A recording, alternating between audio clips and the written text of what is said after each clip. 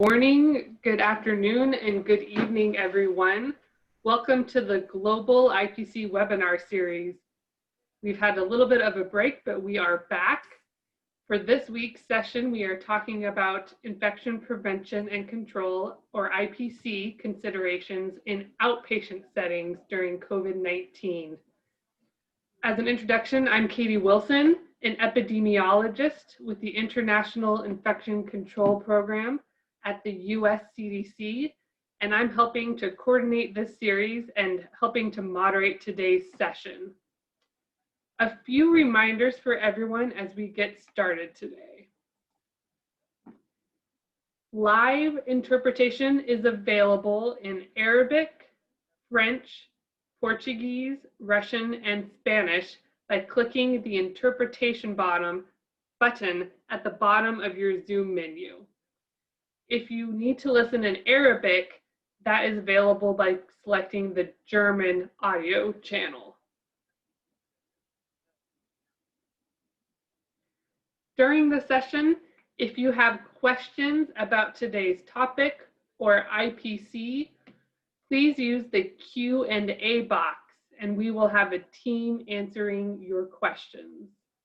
If you have questions about computers or logistics or the continuing medical education, please use the chat function and our colleagues at ECHO will help get your questions answered. This session is being recorded in all of the languages, and your attendance is consent for recording. The slides from today's session and the video recordings will be available a day or two after today's session on the Project ECHO website. The continuing medical education credits are available through the University of New Mexico, and those links will be in the chat box at the end of today's session. Quickly, Project ECHO does collect the registration data and questions and answers and some of the poll responses and share, and we use that for program evaluation and to improve these webinars and to inform new projects. And with that, I will stop sharing my screen and I'm going to hand the mic over to my colleague, Fernanda Lessa, the prevention team lead at the International Infection Control Program at the US CDC, to say hello and introduce the panelists. Hi, everyone. Welcome to today's session. It's a pleasure to be here with you. As Katie said, my name is Fernanda Lessa, and I lead the prevention team in the CDC's International Infection Control Program. So I'm going to ask the panelists for today's session to introduce themselves, and I'm going to start with my colleague, Dr. Benedetta Legranzi.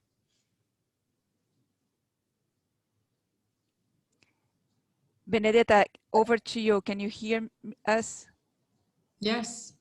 Perfect. If you can just introduce yourself. Okay, sorry, I couldn't hear what you were asking me specifically. Yes, so hello everyone. This is Benedetta Legranzi. I work at WHO. I'm the technical lead for infection prevention and control in Geneva HQ, WHO HQ. Thank you. Thank you so much, Benedetta. I'm gonna now transition over to Dr. Susan Maloney to introduce herself. Yes, good morning, everyone. This is Susan Maloney. I'm the chief of the Global TB Program, the branch here at the US CDC. Over. Thank you, Susan. And now I'm gonna transition over to Dr. Fabio Leal. Hi, my name is Fabio Leal. I'm an infectious disease doctor and a researcher of translational medicine and also outpatient clinic strategies in São Caetano, in the greater São Paulo, and responsible for the COVID-19 strategies in the area. Thank you to our three panelists to be on the session today. And I'm going to now transition over to our first speaker. It's a pleasure to introduce you, Dr. Gia Suri, who is a medical officer on the surveillance team in the International Infection Control Program in the Division of Healthcare Quality Promotion at the Centers for Disease Control and Prevention. She joined CDC in 2015 as an Epidemic Intelligence Service Officer and spent 4 years working in global TB prevention and control, primarily in East and Southern Africa, as well as in India.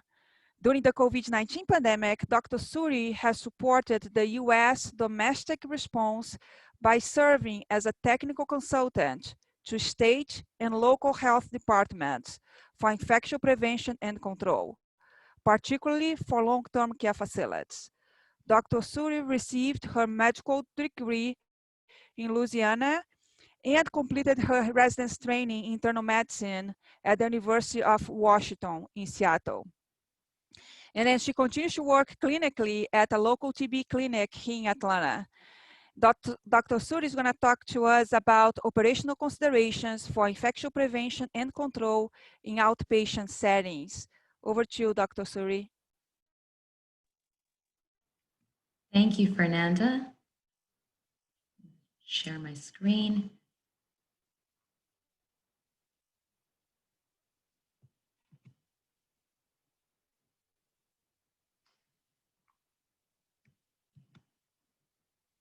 Okay.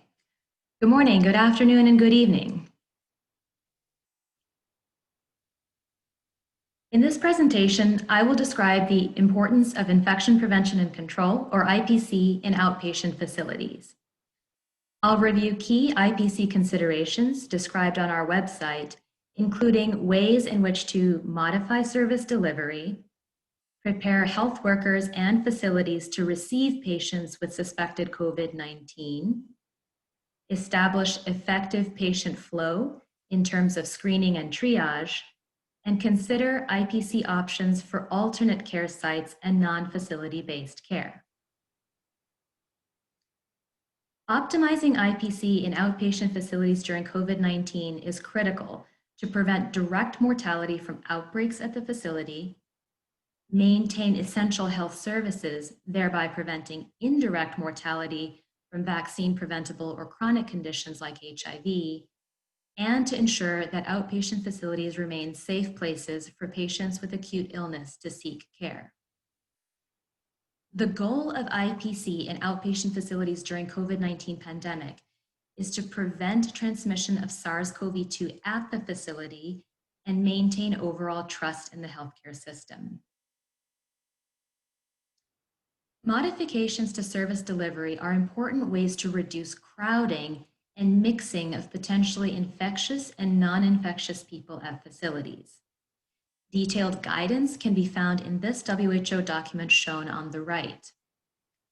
Identifying essential health services to prioritize is a necessary first step and includes services such as vaccinations, maternal and child health care, HIV, tuberculosis, and others. Examples of such modifications to consider during widespread community transmission include dedicating days or times for specific services like vaccinations on Mondays, obstetric services on Tuesdays, etc. For patients with stable chronic disease, consider dispensing additional doses of medications to prevent unnecessary pharmacy visits. To help decongest clinics, consider identifying community-based locations, such as unoccupied schools, as alternate care sites in which to conduct routine visits like well child visits. And to further reduce crowding at clinics, consider postponing routine or elective services as determined by local or national authorities. For all patients who are acutely ill, consider alternatives to in-person triage using telemedicine, which includes telephone consultations or video conferencing. For example, looking at this flow chart, establish a hotline that patients can call before presenting to an outpatient facility. During the telephone consultation, if an in-person visit is needed, Follow the left side of the flowchart and provide instructions on IPC measures that the patient can take upon arrival at the facility, including wearing a non-medical mask and maintaining a physical distance of at least 1 meter at all times based on WHO recommendations. If, during the telephone consultation, the patient is instead determined to have mild symptoms that can be managed at home, follow the right side of the flowchart and assess the patient's ability to self-monitor at home and provide clear instructions on when to seek higher level care, or, if possible, identify health workers who can monitor such patients with daily check-ins using telephone calls or text messages. In addition to modifying service delivery, health workers and facilities need to prepare to receive patients with suspected COVID-19. Such preparations begin with identifying a health worker trained in IPC to be an IPC focal point and oversee COVID-19 prevention activities at the facility. These activities may include installing physical barriers made of glass or plastic at registration desks, or designating separate, well-ventilated waiting areas for patients with COVID-19 symptoms, training health workers on standard and transmission-based precautions, assessing supplies for hand hygiene, personal protective equipment, cleaning and disinfection, and developing a system to screen health workers prior to building entry, as well as procedures for managing ill health workers. Preparing for health worker shortages is also to be coordinated in advance. Options include cross-training current staff in multiple roles, hiring temporary workers, and developing a roster of staff who might be willing to serve in surge capacity if needed. Preparing to receive patients with suspected COVID-19 includes establishing effective patient flow. Visual alerts placed in strategic locations like building entrances should emphasize that all arriving patients should wear non-medical masks, practice hand and respiratory hygiene, and physically distance from others by at least 1 meter at all times based on WHO recommendations. Upon arrival at the clinic, all patients should undergo screening and triage by presenting to a registration desk that is ideally separated from the patient by a glass or plastic barrier for evaluation of symptoms.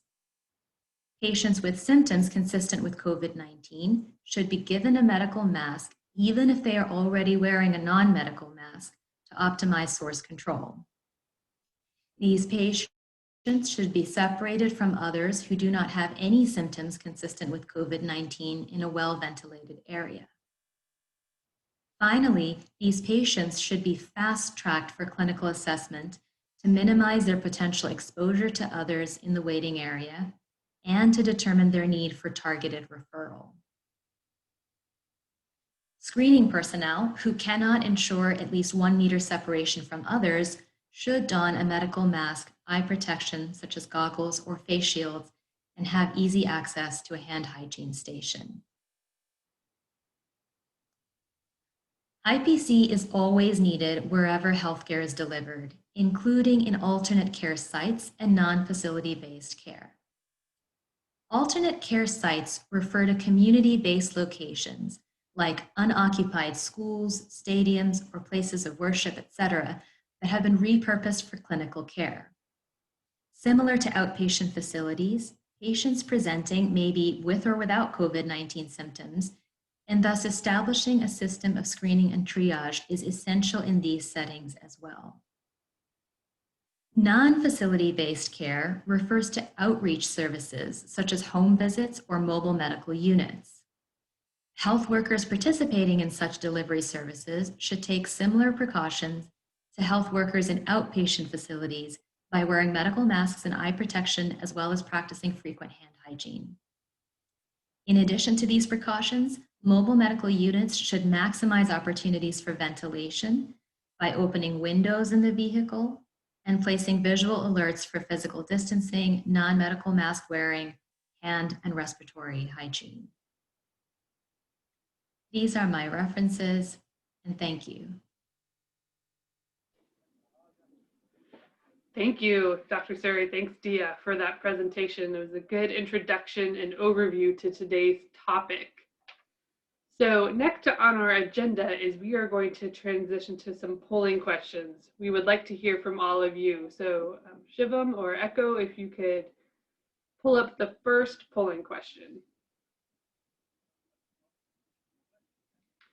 Okay, so this first question, and it looks like we have all three. So this first question is, does your outpatient facility have an IPC trained healthcare officer to provide guidance on IPC activities? And the second question that is up is, what IPC interventions have been put in place to provide safe care for essential services at outpatient settings? And you can check all that apply. And the third question that is up is, what outpatient essential health services is your facility providing? And you can check all that apply. So we will give you a minute to look at those questions and answer. And we will share the results after we are done.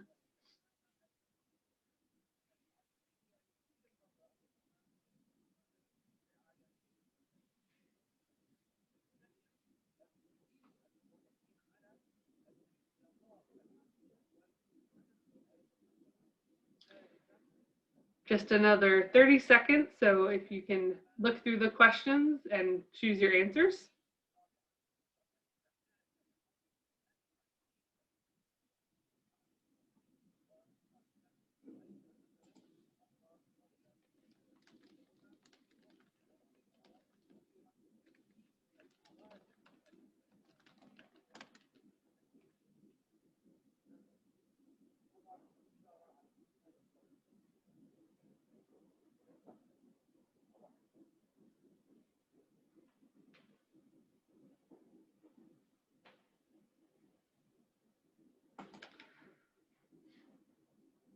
Okay, looks like we are still getting some responses, but I think we will go ahead and give you a little bit more time since you're reading through all three of these. So we will be quiet for another minute as you read through these questions and give answers.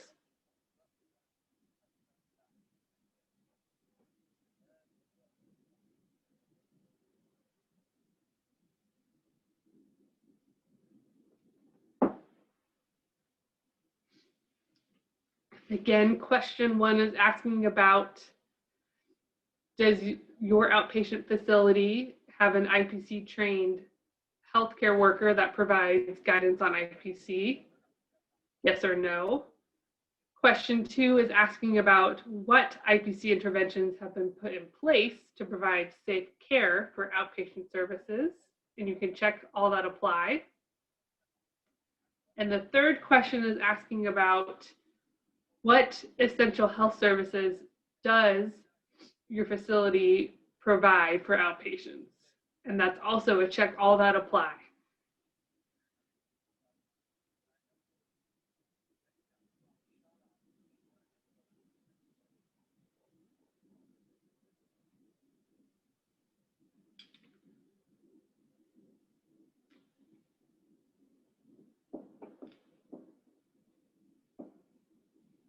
We're still getting a few more responses, so just a few more seconds here.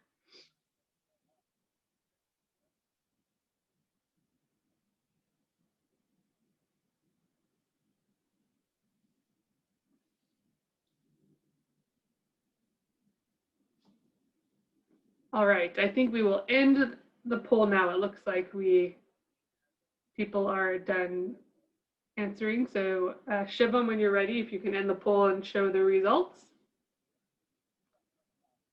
Okay, so we will talk through each of these. So for the first question about, does your outpatient facility have an IPC trained health officer that provides guidance on IPC? We had about 75% say yes and 25% say no. So it's good to see that outpatient facilities are thinking about infection prevention and control and are dedicating someone to look at this in the clinic. And I think we'll talk more about this in the panel discussion about opportunities for IPC in outpatient settings. The second question about what IPC interventions have been put in place for safe care. There are a lot here, so I'm scrolling through. So 91% said universal use of mask for healthcare personnel, which is good to see, universal masking. And all the other options, we see universal mask use for all patients, so source control for patients and healthcare workers. It looks like people are reporting a lot of training for staff on standard and transmission-based precautions. Less so about use of eye protection among healthcare personnel. It looks like 78% of you said screening patients for signs and symptoms upon arrival. And interestingly, more than half said physical barriers at registrations desks, but not all, which is interesting. And then the third question about, just to get a sense of what outpatient services is a facility providing, we see infant immunization, prenatal care, postnatal care, looking at vulnerable populations such as the elderly, less so about care for substance abuse disorders. The most responses were about providing medicines for management of chronic diseases. And then less so about additional services not listed or no current prioritization. So thanks to responding for that. That gives us an idea about what you're seeing in facilities that you work at or around you, and will help us to contextualize some of the questions during the Q&A section. All right, with that, I'm going to hand it back over to Fernanda to transition to our next speaker. Thank you, Katie. It's my pleasure to introduce to you all Ms. Ana Maruta, who is an experienced nurse with more than 25 years of demonstrated clinical and public health experience. Ana possesses significant pre- and in-service training capacity building and is an infection prevention and control specialist.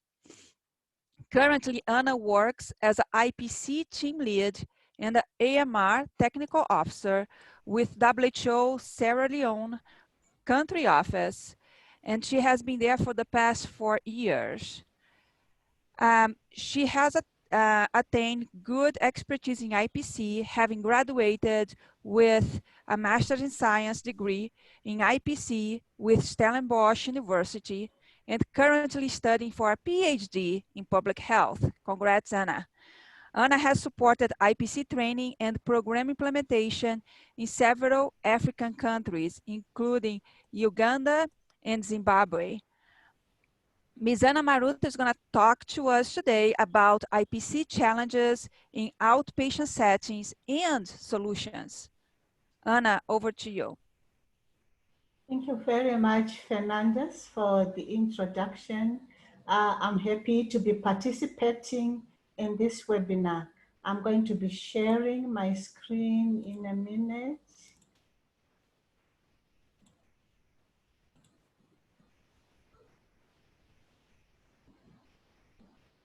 I hope you can see my screen. We can, Ana, but we are not seeing the presenter view. So if you can put on the presenter view, that would be great. Oh, thank you. Ma'am, just go in the display settings, ma'am.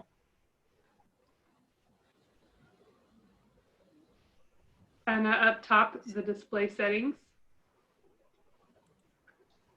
Yes, ma'am. The correct. Yes, ma'am. The right one it is. Just click on that. Yes.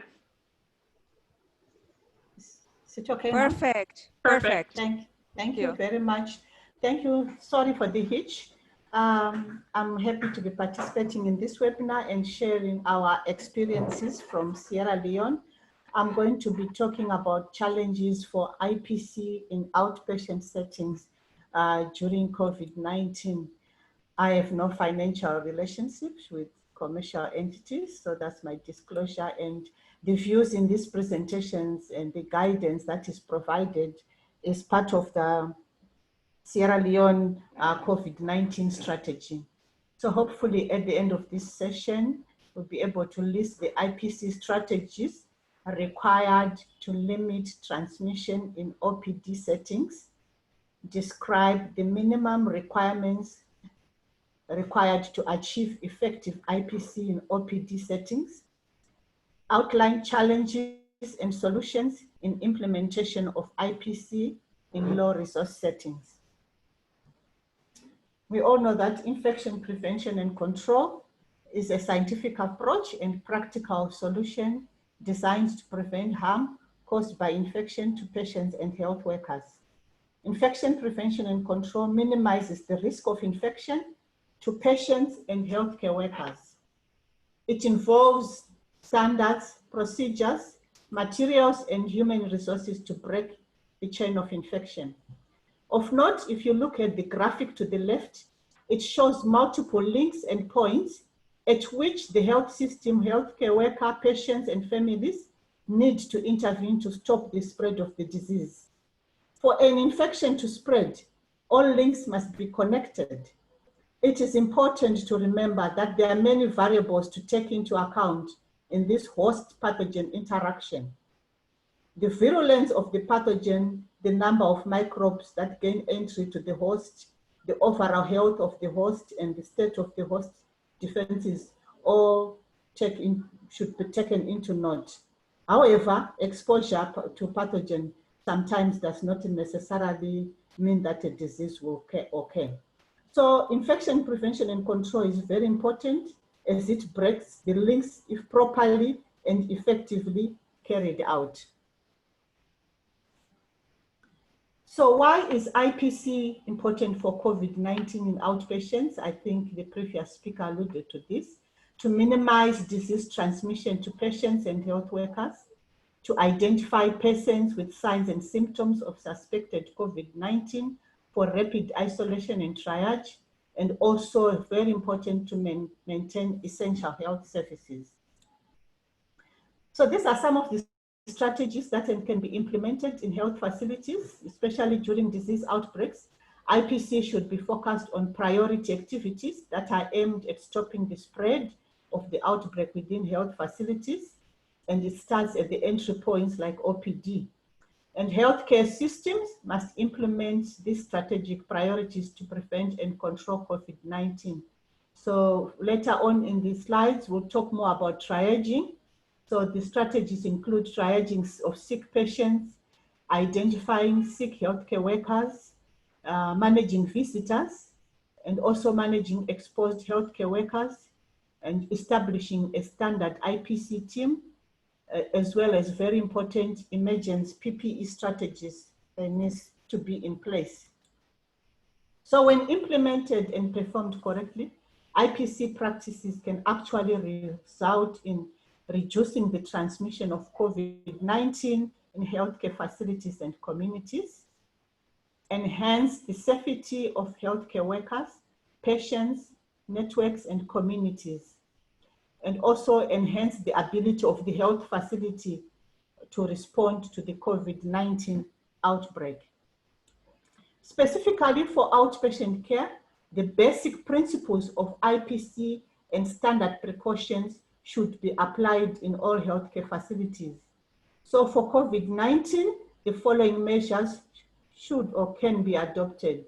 Triage and early recognition using a screening tool, and this triage should be implemented at each point of entry into the healthcare facility. So in our African setting, usually the OPD is the point of entry into the health facility. Syndromic screening to be done in clinics, and emphasis should be on hand hygiene, respiratory hygiene, use of cloth masks by all patients, and medical masks to be used by patients with respiratory symptoms. And also there's need to have signage in the outpatients department. If possible, we can place patients in separate rooms where available or away from other patients in the waiting room, and wear personal protective equipment depending on risk assessment. When symptomatic patients are required to wait, we need to ensure that they have a separate waiting area with physical distance of about 1 meter. Prioritization of care of symptomatic patients and education is very important for patients and families about how to recognize early symptoms, basic precautions to be used, and which healthcare facility they should refer to. The next slide just saw the bundle for IPC COVID, which is very important: hand hygiene, use of hand washing with soap and water, or use of alcohol-based hand rubs. And then cough etiquette or respiratory hygiene, physical distance of about 1 meter, and appropriate use of PPE. Of note, we need to adhere to the 5 moments of hand hygiene. So to facilitate the early identification of cases of suspected COVID-19, we need to establish a well-equipped triage at the entry or entrance point, supported by trained staff, and then encourage healthcare workers to have a high level of clinical suspicion, institute the use of screening questionnaires according to the updated case definition, depending on your country context. Post signs have visual alerts in outpatient areas, reminding symptomatic patients to alert healthcare workers and or relevant authorities. I'm going to briefly dwell on this side on setting up a triage at the entry point. Setting up a triage to the entry point is an important component of IPC. We need to identify those who are acutely ill and need urgent attention, provide masks and hand washing facilities, and establish environmental controls to ensure a safe environment. As you can see, we have hand washing facilities, a respiratory waiting area, and a regular waiting area. So triage is just a process of rapidly examining sick individuals when they first arrive in order to place them in defined categories. At each point of entry in the healthcare facility, the triage should be placed. If no structure exists, then some space may be utilized as a triage. If no structure exists, we need to identify a closed area to the health facility as possible that is well ventilated. So minimally a table and a chair, 2 chairs, one for the health worker and one for the patient, and ensure there is physical distance. And patients with COVID-19 symptoms to be placed in a separate area from those who are not symptomatic.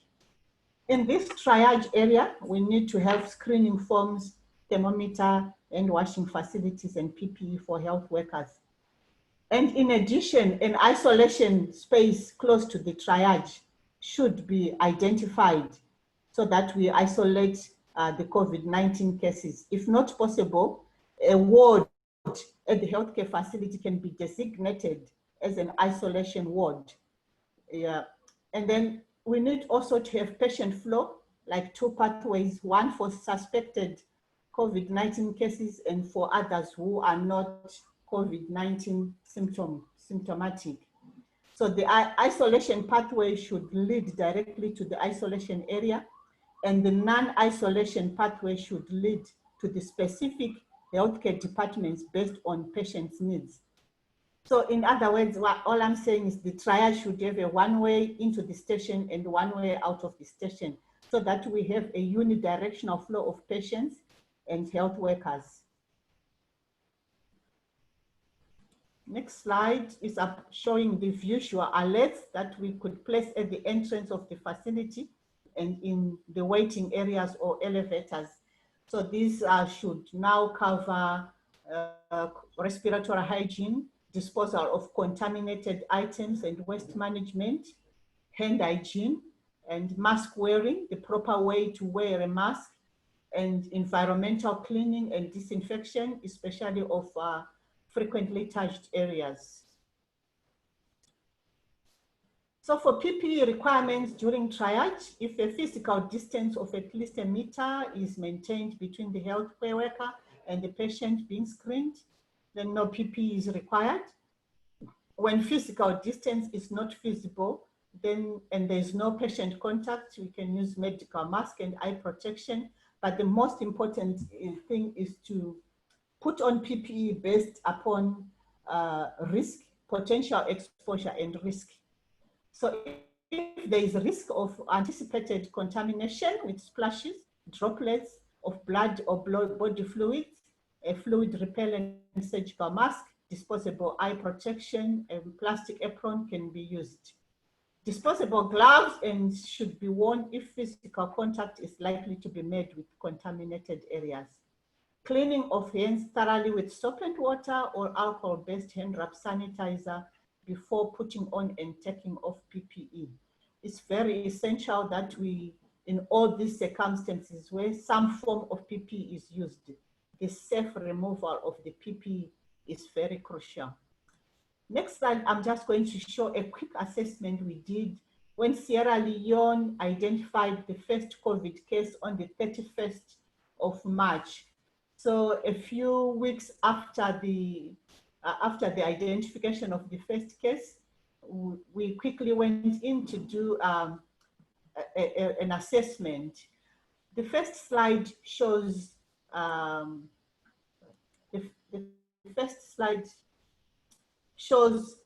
some data from a few hospitals we assessed in terms of availability of environmental controls. On environmental controls, we're going to check about training of healthcare workers, monitoring of healthcare workers with compliance to standard precautions. We wanted to check if there was a surveillance process for acute respiratory infections, and also whether there was adequate patient to staff ratio. And environmental controls were mainly looking at the basic infrastructure of the facility, the ventilation, and waste management, among others. And PPE were basically looking at availability. As you can see from the slide, the facilities were not ready to, were not well equipped, as no facility was more than 80%. And of note, we had serious challenges with availability of PPE. Even in a few 31 hospitals that we surveyed in Freetown, we also saw that there were serious challenges, especially in early identification of COVID-19, of patients with COVID-19 symptoms.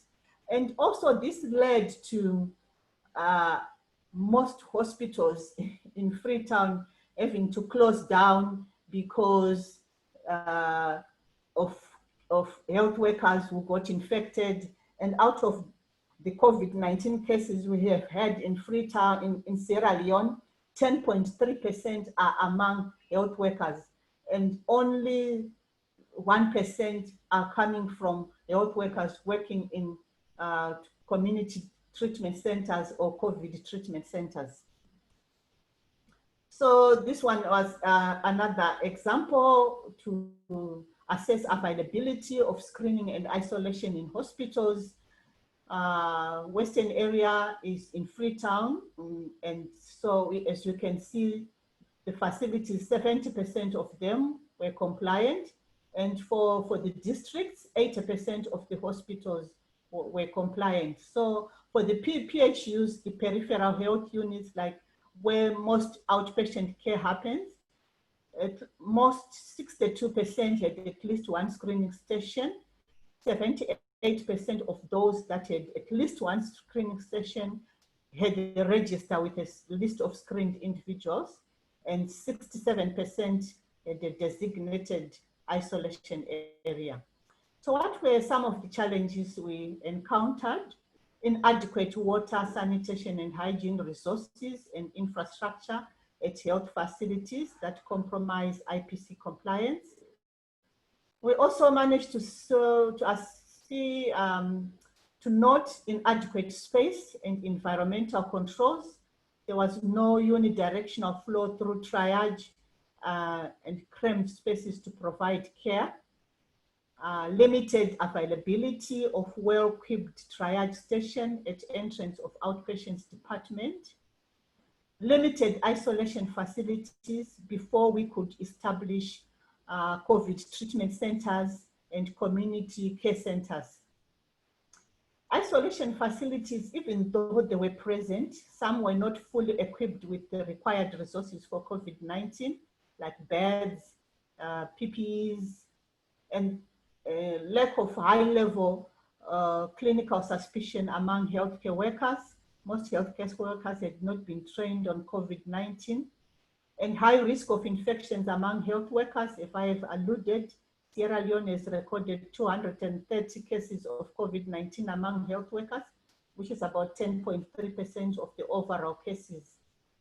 Non-availability of screening questionnaires according to the updated case definition, and inadequate healthcare waste management, no bins, bin lockers, broken bins.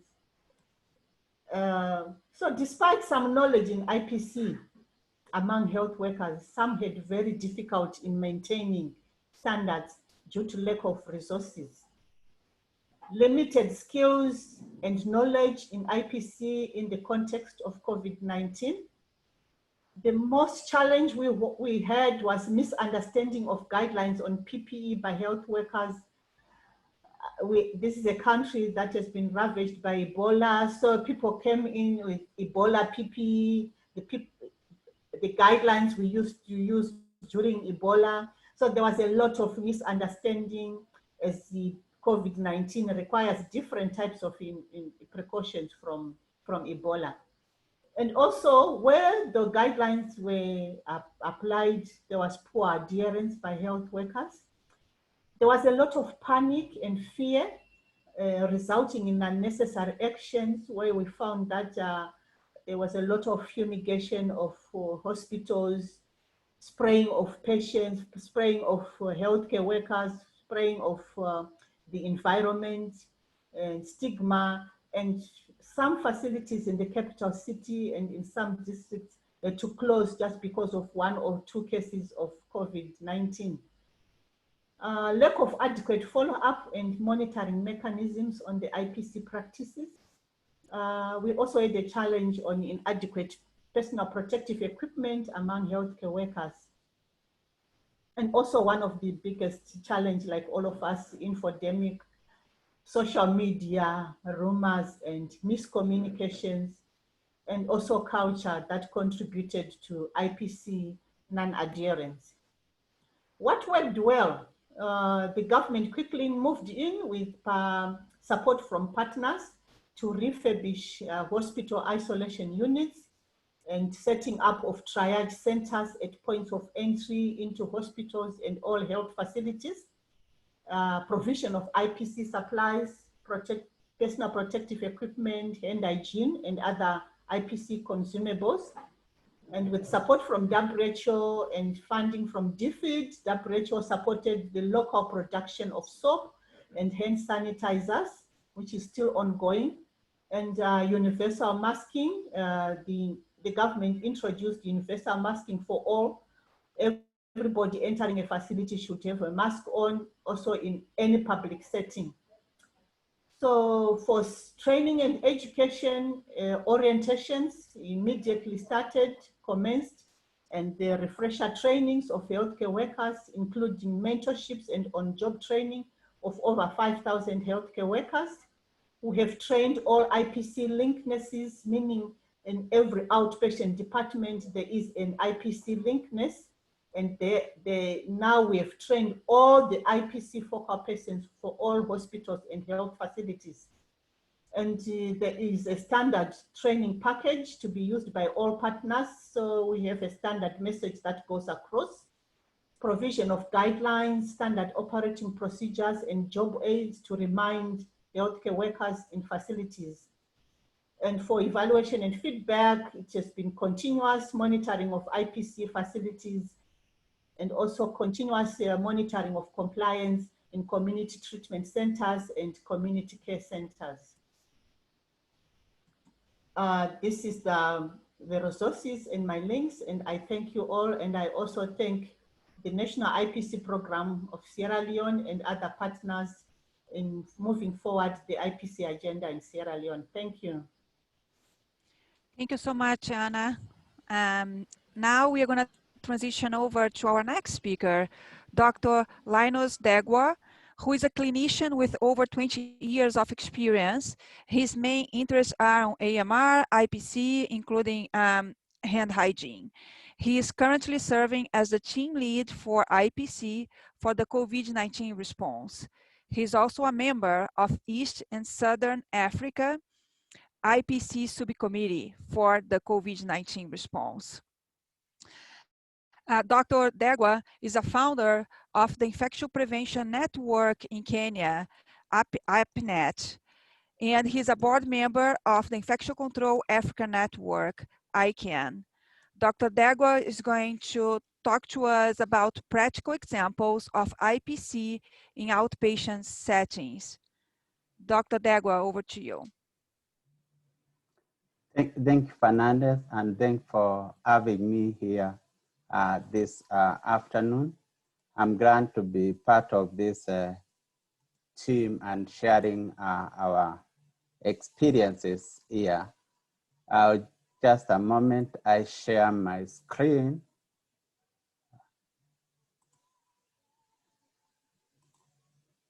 Can you see my screen?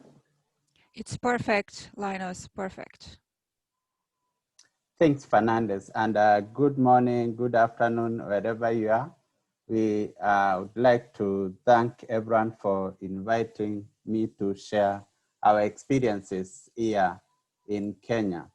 So I'll be talking about implementing IPC in the outpatient setting, a practical example of one of our health facility here in Kenya.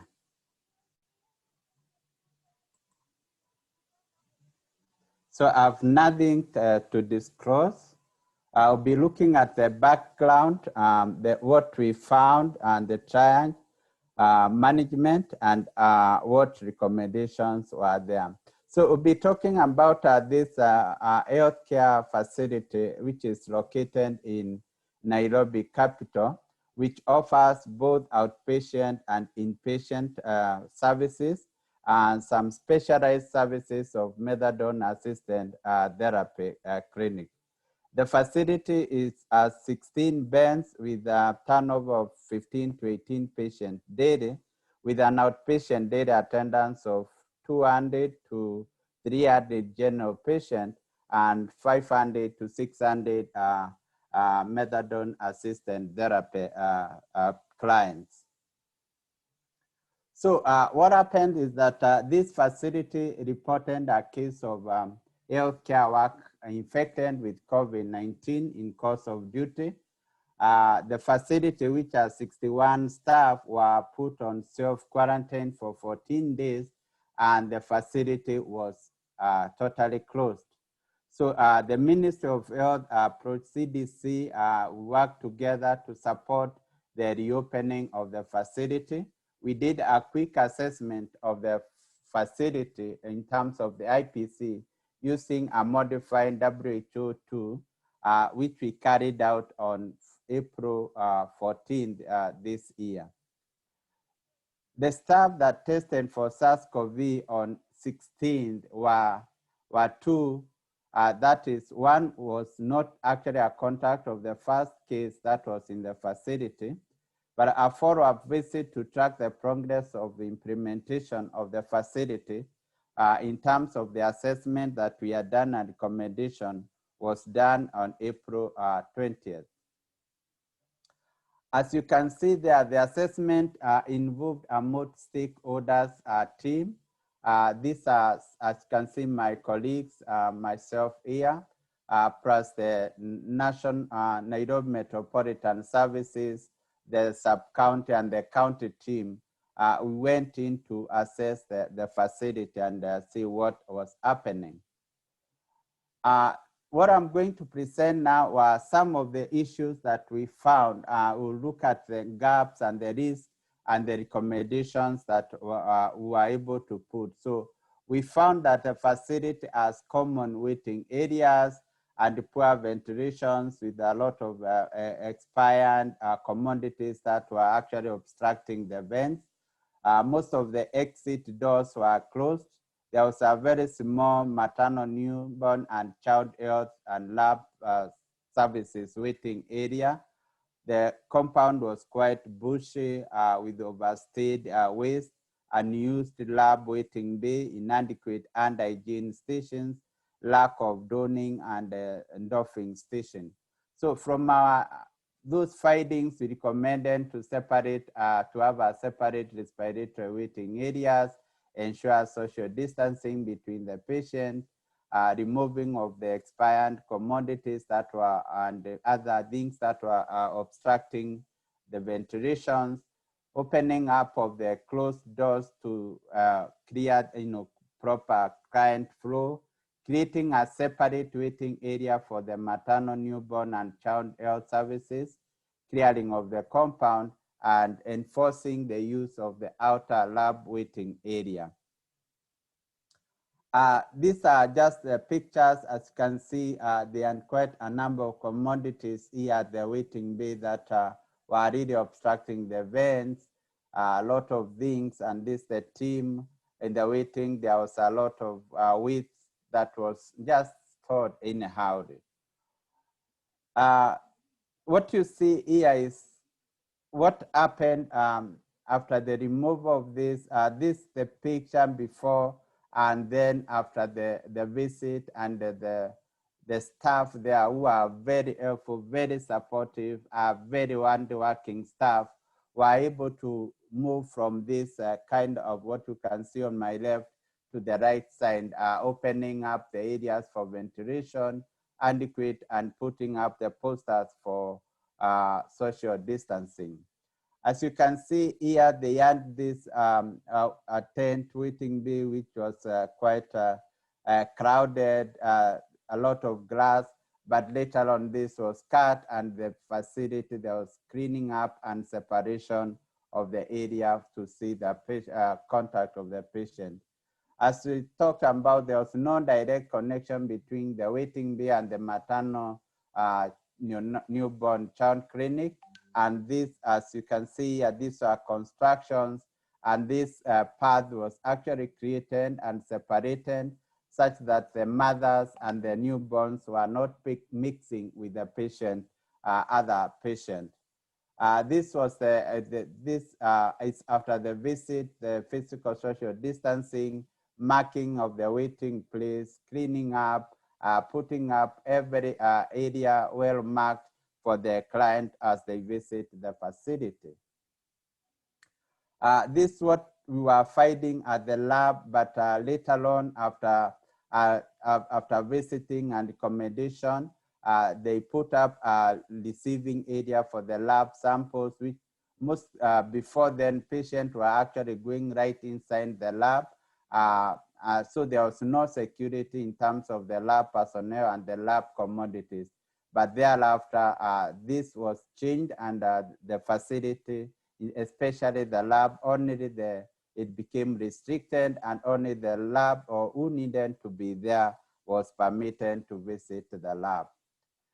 The pharmacy area, they created a place with, you can see a marking to keep distance, separating the personnel in the pharmacy and the client receiving the drugs, and then marking the area where the patient could collect their commodities. There are very limited IEC materials, and after the visit and evaluation, these were put in place, showing how the mask should be worn by the client as they visit, hand hygiene commodities, and how to do the hand hygiene.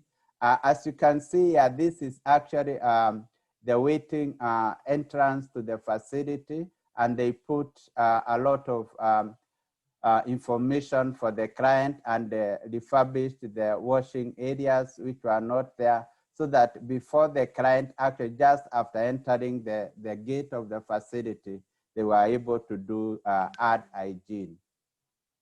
In terms of the triage and workflow, was changed to minimize the risk of transmission, because what we found as the gap, is that the registration and the triage area, they were all mixed up.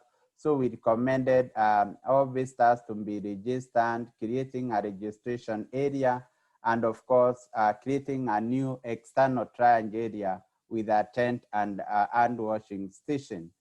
This also created a separate respiratory waiting area with a tent and created a shorter pathway for different services, most patients to wait at the open area.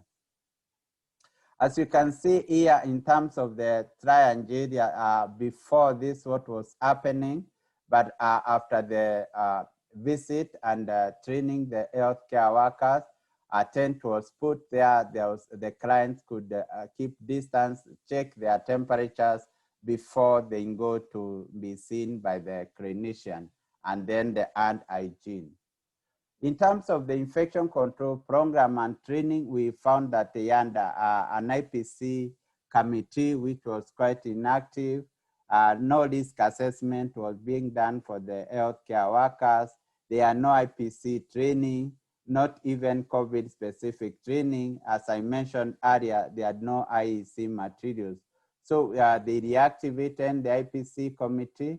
We did a training for all the staffs in the facility, worked with them to understand the risk assessment and how it can be carried out, and added more of IEC materials. In terms of occupation safety and health, we found that they didn't have the OSH guidelines. There are no clear program for the OSH. Healthcare workers were not being considered if they had any pre-existing condition. No surveillance system that was in place. Not every healthcare worker was vaccinated against hepatitis B. And we observed quite a number of staff handling waste with an inadequate PPE.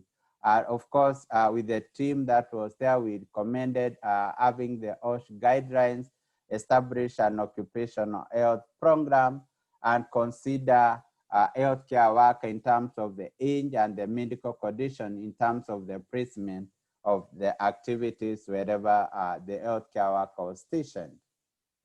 In terms of environmental cleaning, as I mentioned, and you've seen, there were quite, the high touch areas were either cleaned once or twice daily, which of course was inadequate, and that we recommended to increase the frequency and put up a record of how the cleaning is being done, which was being monitored and is currently also being monitored by the medical officer in charge of the facility, who is quite very, very active and very positive in terms of the work that is being done there.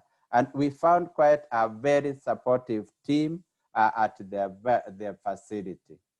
So as you can see here, these are actually the healthcare workers. Once some of them who came back after the 14 days, cleaning up, putting up a place in position for the opening of the facility.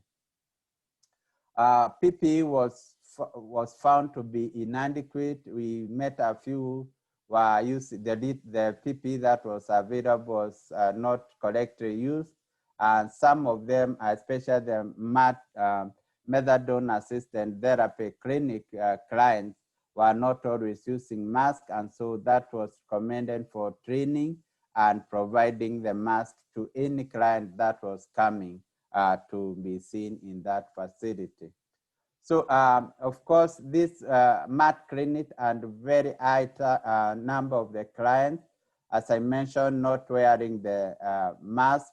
Of course, the clients were facing directly to the pharmacist while they were taking the drug, which means that there was brewing directly to the pharmacist from the outside.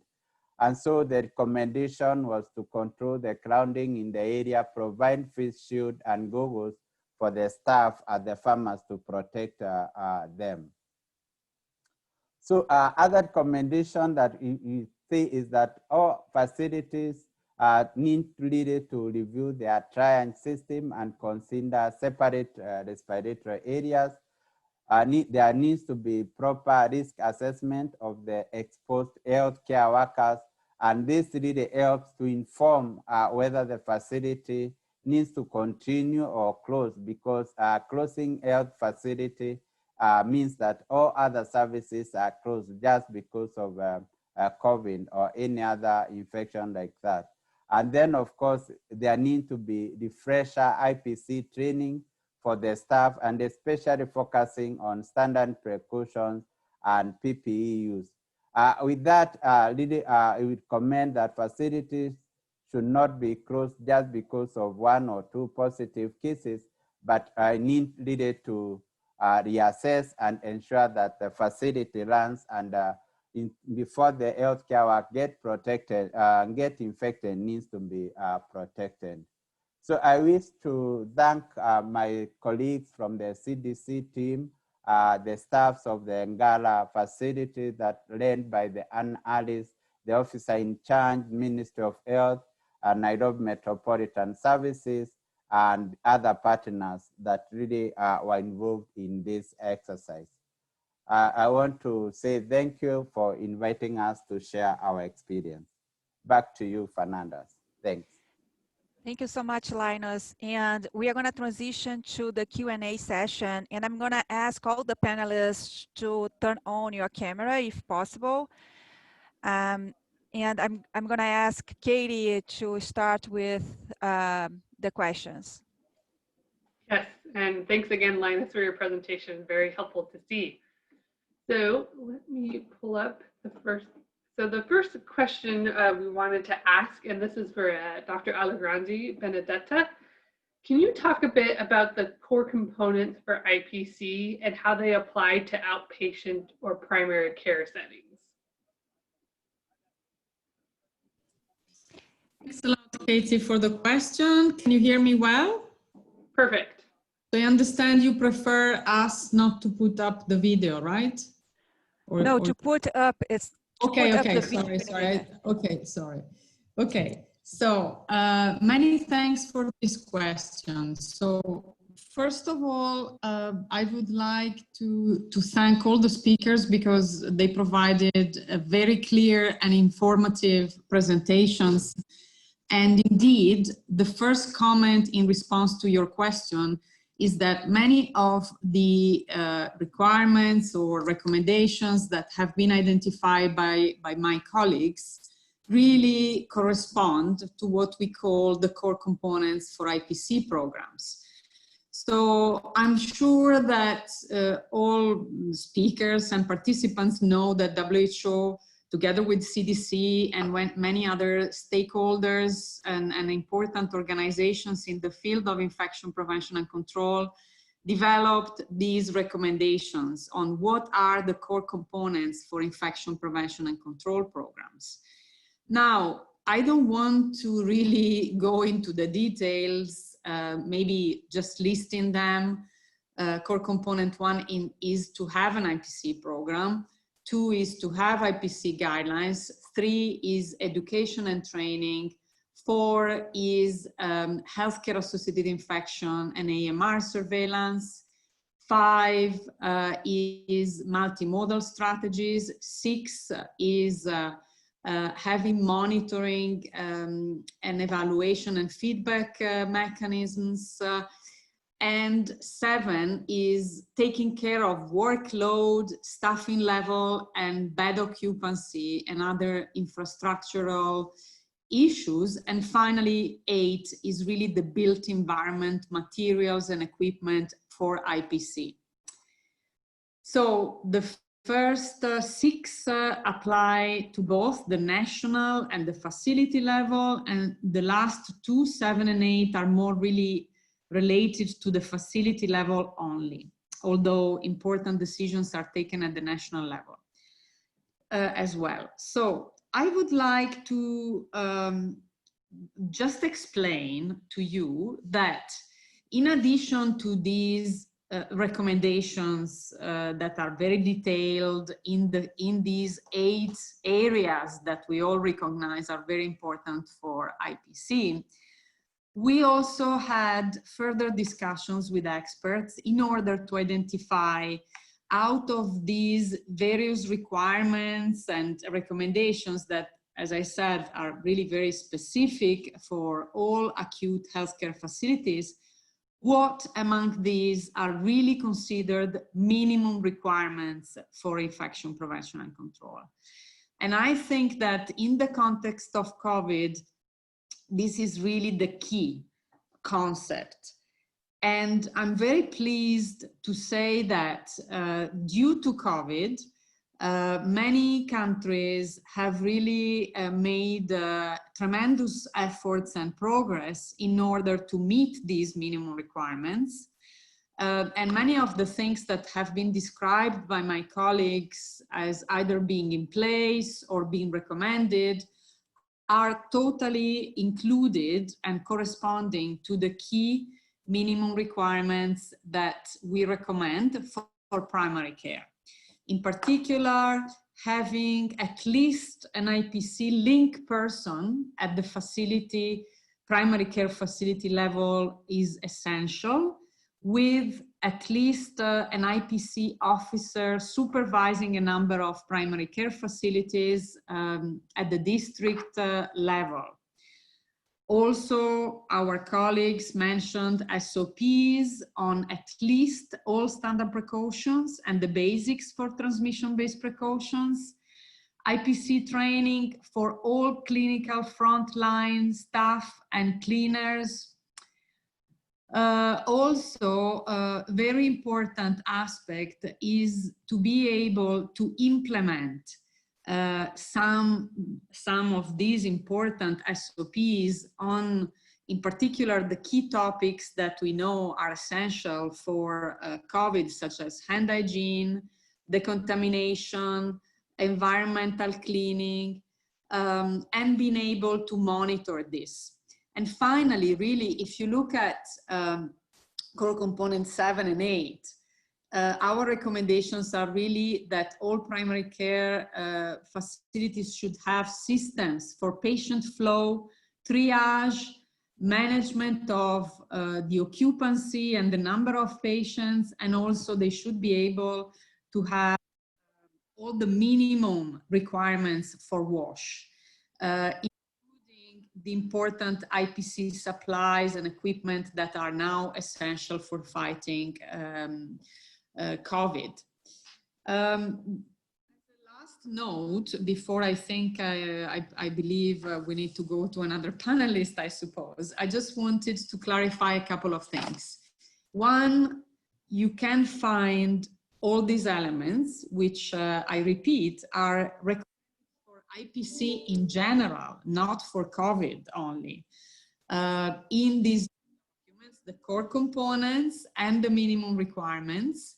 But also, as mentioned by the first speaker, there is an important document on maintaining health, essential health services, where there is mention to IPC. And also, there is another document that was produced by UNICEF, WHO, and IFRC on community-based healthcare in the context of COVID, where you can find important information about IPC.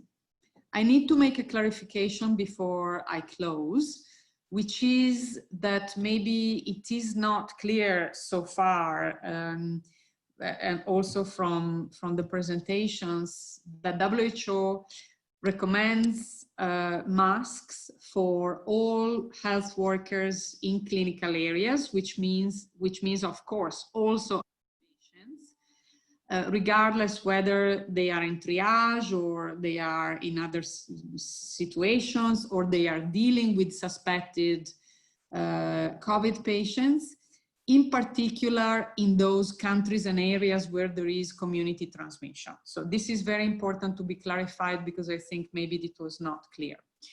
So I'll stop here, and I really encourage you all to look at the minimum requirements and to join WHO, because we will launch a new initiative calling upon all member states to implement the minimum requirements for IPC programs in the next few years, building upon the great progress that has been made during COVID at this point in time. Thank you. Thanks, Benedetta, and thanks for that clarification. So a bit related, and this is for Dr. Maloney, for Susan, what should outpatient clinics be thinking about for safe management of other infectious diseases like TB in the context of COVID-19?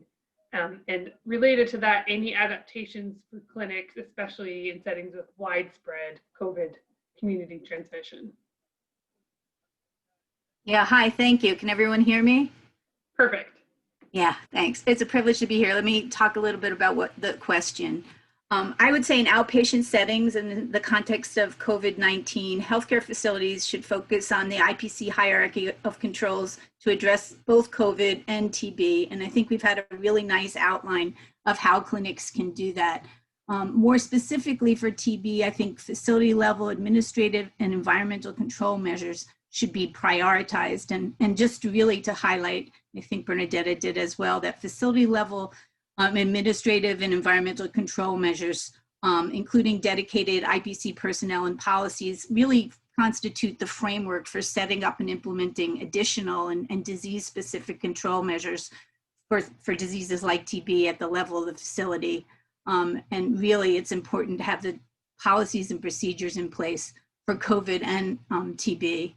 I would say that implementing respiratory infection control measures will prevent transmission of both COVID-19 and TB, and we've had a good walk through that, including triage, early identification and separation of symptomatic patients, fast tracking, expedited service for both COVID and TB patients, frequent hand washing, and implementing environmental controls like remote and outdoor triage stations for patients arriving to the outpatient facility, separation of those with respiratory symptoms, physical barriers that direct pathways where you can guide patients through triage areas. And most specifically for TB, we all know it's an airborne disease. So all individuals who are coughing should be given a medical mask and separated from the general clinic. Important to note the careful collection and handling of infectious materials such as sputum, adherence to appropriate ventilation requirements, which could include outdoor waiting rooms, and an open window cross ventilation policy is critical for preventing transmission of TB in the outpatient setting.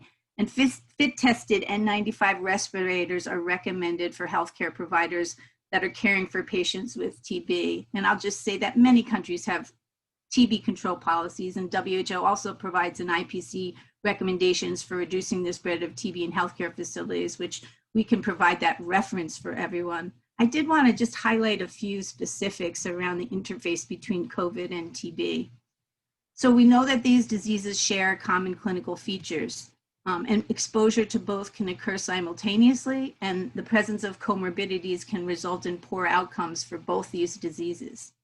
And just to highlight, a positive test result for COVID doesn't rule out the presence of TB disease, particularly in high burden settings. And in these settings, implementation of simultaneous screening and testing for both these diseases is recommended by WHO for persons with respiratory symptoms. And then this has also been touched on, and I'll just focus on it specifically for TB patients. It's really important to ensure continuity of quality services for TB patients and people living with HIV.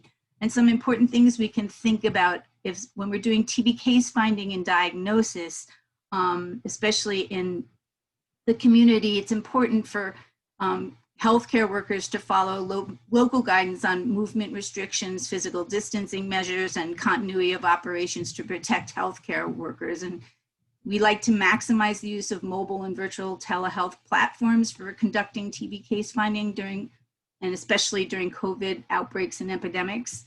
For TB treatment, we'd like people to think about limiting healthcare facility visits to those needing urgent medical education, use of telemedicine whenever we can, ensure provision of TB treatment for all TB patients, including multi-month screening, supply of drugs.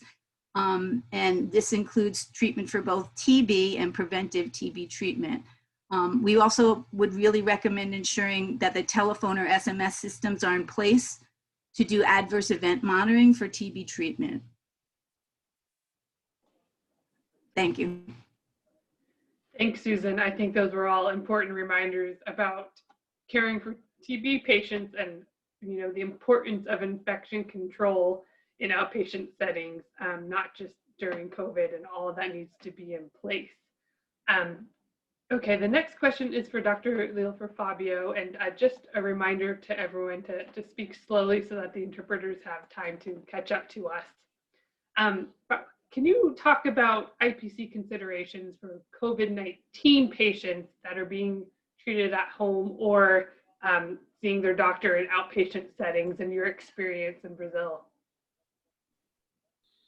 Sure, Katie, thank you for the opportunity. And I'm glad that I'm following up on what Susan and Benedetta just said, because it relates closely to what our experience was like here in Brazil, specifically in the city where I'm based, São Caetano, in greater São Paulo. Just to give an idea for everyone what it looks like, São Paulo is a conglomerate of 37 cities, greater São Paulo, with around 19 million people, so extremely urban area and very dense and very heterogeneous as well. So all the strategies were very mixed, and we were not prepared to do it in a very well coordinated way for all areas. So I can speak from our experience, and I can tell that in general, based precisely on what Benedetta started saying about the facility level, the advantage that we had in Brazil is that we have a public health system that is similar to the national health system in the UK. So we have 100% healthcare available for 100% of the population. And we have an infrastructure, especially in the city where I'm based, that covers 100% of the area of the territory, with multidisciplinary teams in each of these primary healthcare units in all different neighborhoods in town. So basically, we had to be innovative and very quick in putting together the strategy. And we combined an online platform that was publicized, and the population knew who to contact. They could contact by phone or log in and register in a website whenever they had symptoms. And then they would have a call from a physician if they had a score that we defined locally that would be a suspected case of COVID-19. So that was our first strategy, to keep people at home and still provide them healthcare, appropriate healthcare in case of COVID, of a suspected case. So after having this telemedicine evaluation assessment, if that was confirmed as a suspected case, then a home visit that is already part of the public healthcare system in Brazil and was specifically used in this situation was scheduled for the following day. And then we adjusted, again, based on the things that were discussed to reduce the risk of contamination of our healthcare professionals. We developed the collection of swabs of nasal and oral swabs instead of nasal pharyngeal swabs, so that could be self-collected at that point. So our healthcare professional did not have to enter the house, and that could be done with the maximum distance that was possible in that situation. So we would see the oxygen saturation, collect the samples, do another clinical assessment at the door of the house of the person, and then provide the results 48 hours later by telemedicine, and 48 hours of interval for the follow-ups for 14 days. And then every time we would do the assessment of alert signs, and if the patient needed, we would refer the patient to emergency and give them all the guidance to what service look for in case of any of those alert signs in the meantime between those calls. So that was basically built within the healthcare system that we already had in place. And that was actually a great opportunity based precisely on what Benedetta was mentioning, for us to strengthen our public health system during the pandemic and prepare for the next challenges as well. So we were primarily focused on COVID-19, but already planning how to use that experience precisely on other airborne diseases and other situations that would need that kind of approach in primary health care. So that was very successful at this point, because we basically in the last 6 months were able to see 15,000 cases of suspected cases and more than 3,000 patients that were diagnosed by PCR. So all this combination between, and another thing that was key in that strategy was the cooperation between the existing public healthcare facilities, the city hall that was basically handing over the strategies and the control of those strategies to the university, where I am a professor at the university in the city, and a combination of the expertise of other universities, because I'm here precisely because of all this network that we've been creating with the University of Sao Paulo and the labs, the state-of-the-art labs that they have there. So this is basically what our experience was on a nutshell, that showed us that we need the existing facilities, the goodwill of the administrative and the public health policymakers, as well as the full involvement of academia and universities for healthcare, and not only research. And then research can obviously come together with it, and innovation as we go with the public healthcare for the moment. Thank you, Fabio. I'm going to change things around a little bit. That was a great answer. And we had received during registration questions related to triage, but all the three speakers really addressed so well the triage in outpatient settings. And some of the questions that are coming up now during the live session is related to specific recommendations for nebulizing areas in outpatient settings. So IPC recommendations for the use of the nebulizers. So I'm going to ask maybe Benedetta, if you can go first, and then Fabio, based on your experience in Brazil, what has really been recommended? And if also any other, Ana or any other panelist wants to add, that would be great. So Benedetta, why don't I start with you? Thank you, Fernanda. I have to say that WHO doesn't have specific recommendations on this in particular, and specifically for outpatient areas. So maybe, I don't know if other colleagues have more maybe experience from the field, which unfortunately I don't have. So I would prefer to let them go first. Sure. Fabio, do you want to go? Talk about nebulizing therapy.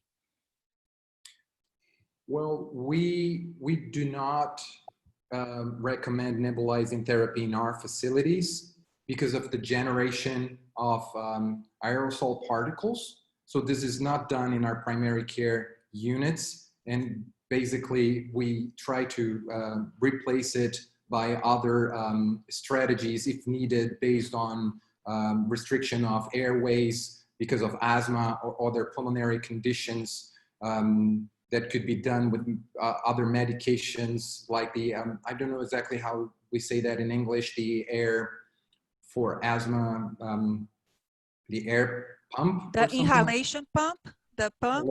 Yeah, the inhalation pump, yeah.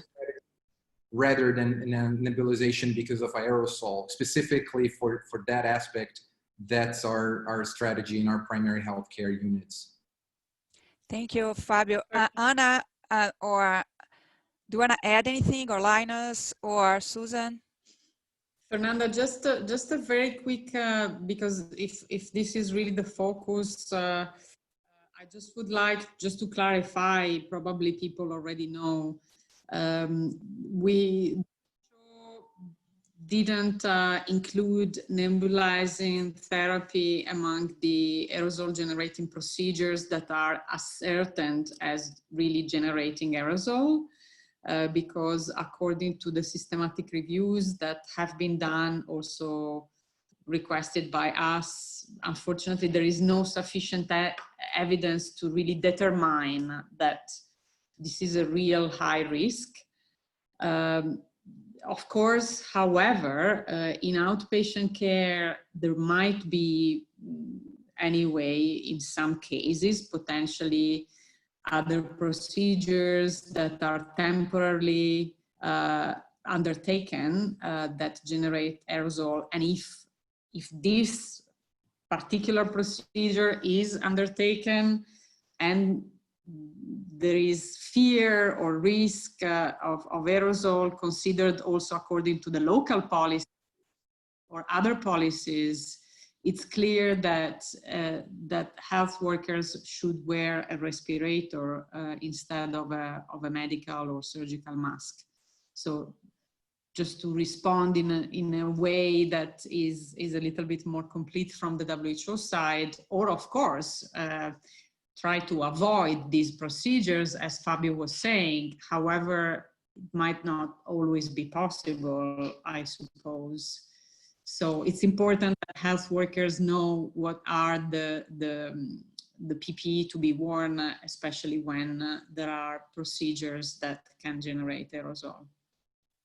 Yeah, and I can talk a little bit about, maybe I would say what CDC also agrees completely with WHO, that nebulizing therapy, there is not enough data out there to suggest that this is an aerosol generating procedure, which means that does not really require a negative pressure room.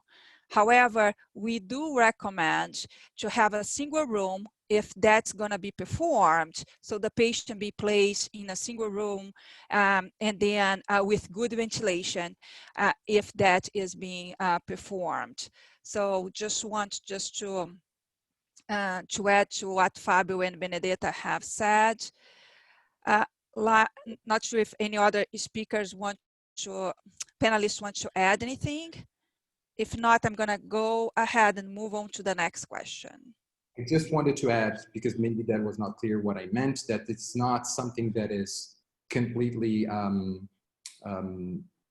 prohibited in our settings. It's precisely by what you meant, by what you mentioned, that due to limitations of facilities and space, usually the spaces that we have for nebulizing are not that appropriate as you mentioned. So usually this is not something that we can do as a routine in our primary care facilities. So we try to keep everything apart from patients that are suspected, COVID-19 suspected cases from the general medical care of patients in primary care, but it is hard to have a facility that is specifically destined to nebulization, for example. So that's just an additional precaution that we took locally, despite of the lack of solid evidence of aerosol generation. And again, because we are still in a territory that we have too many gray zones, that we have data, we know more or less what to precisely do, but some things we are just extra cautious if we do not have the solid situation to follow. Thank you, Fabio. So I think that we have time for one more question, and that question, Susan, I'd like you to answer this question. What are the IPC considerations for sputum collection in outpatient settings? Yeah, thank you, Fernanda. I was just about to jump in and say we shouldn't forget about sputum collection for TB. So I guess the major points I'd make here is whenever possible, sputum collection should be performed outdoors. And sputum collection areas should be located at some distance from waiting areas and patient gathering places. These areas should be covered to protect patients from the elements. There should be clear instructions, signs for how to produce and collect sputum. And ideally, optimally, the patient should be accompanied by a healthcare worker with appropriate PPE to coach the patient through the process and to transport the specimen back to the laboratory or collection site. I know you also asked me, I think, specifically about induced sputum. And, you know, this is a procedure that likely produces infectious droplets. So strict airborne respiratory precautions should be observed when you're doing sputum induction. And the air in the rooms for sputum induction should not be recirculated unless it's via a well-maintained HEPA filtration unit. At the least, the air should be vented externally, and the external vents should not be in proximity to other patient areas. We recommend induction in a single room with a ventilation system, as I said, that allows total exhaustion of the air from the room to the external environment. Staff performing the procedure should have a documented record of their tuberculin skin test or their IGRA status before they help with this procedure. The staff should wear N95 masks when they're in the room and disposable gloves when they're handling sputum specimens. Over. Thank you, Sue. And that's an important point. So both WHO and CDC, they consider induced sputum by nebulizer therapy as an aerosol generating procedure. So you have to have all that in place in order to perform induced sputum collection. So maybe one of those procedures that if you don't have all the required PPE or even the appropriate room to do it, maybe something that you want to avoid in your facility. So with that, Kate, I'm going to turn over to you for the final remarks. Thank you, everyone, for this productive discussion. It was really good. Yes, agreed. Thanks to all of our speakers and panelists for a great session today. So if you would like to get continuing medical education credit, please look in the chat box. Amy from ECHO has put all the links in the chat box for the survey. And our next session will be in 2 weeks on Thursday, October 15th. Our colleagues from WHO will be discussing healthcare worker infections, epidemiology, risk factors, and management of healthcare worker infections. So please join us in 2 weeks and we will get announcements set out. And thanks again to all the speakers and panelists. And with that, we will sign off and hope you have a good rest of your day. Thanks to everyone. Thank you. Goodbye.